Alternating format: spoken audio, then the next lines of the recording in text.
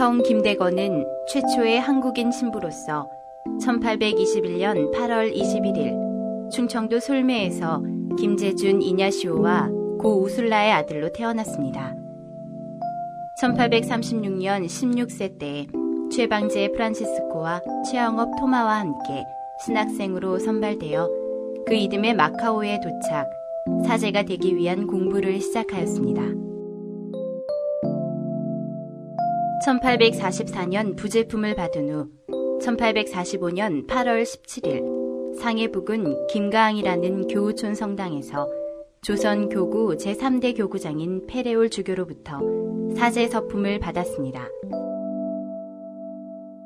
페레올 주교와 다빌레 신부님을 모시고 김대건 신부는 상해를 떠나 라파엘로 천신만고 끝에 10월 12일 충청도 서해안 나바위라는 조그만 촌에 상륙하였습니다.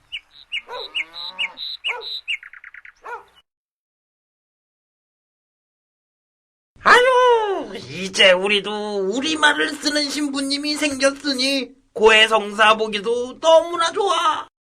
그러게 말이야. 외국 신부님 말씀은 너무 알아듣기 힘들었는데 우리 신부님 말씀은 한마디 한마디가 얼마나 가슴에 사무쳐 오던지. 모국에 돌아온 신부님께서 최초의 방인 사제로서 선교 활동에 힘쓰니 신자들은 너무나 기뻤습니다.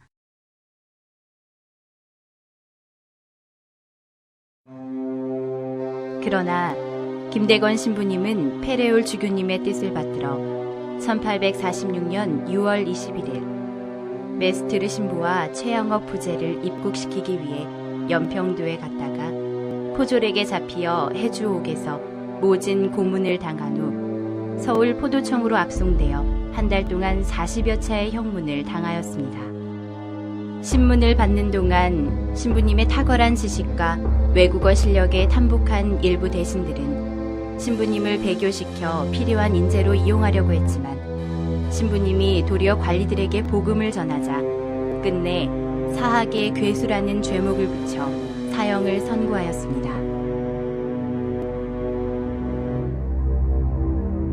신부님은 옥중에서도 교우들을 생각하며 눈물의 편지를 썼습니다. 박해는 천주께서 주시는 시련입니다. 세속과 마귀를 쳐 이기면 덕과 공적을 쌓을 수 있습니다. 재앙에 겁내지 말고 용기를 잃지 말고 천주를 섬기는데 물러나지 말고 오로지 성인들의 자취를 밟아서 성교회의 영광을 늘리고 주의 충실한 병사이며 참된 시민임을 증명하여 주시오. 사랑하는 교우들이여, 나는 천국에서 그대들과 같이 만나 영원한 복을 즐기게 될 것을 바라고 있고 그대들을 정답게 껴안아 주겠소.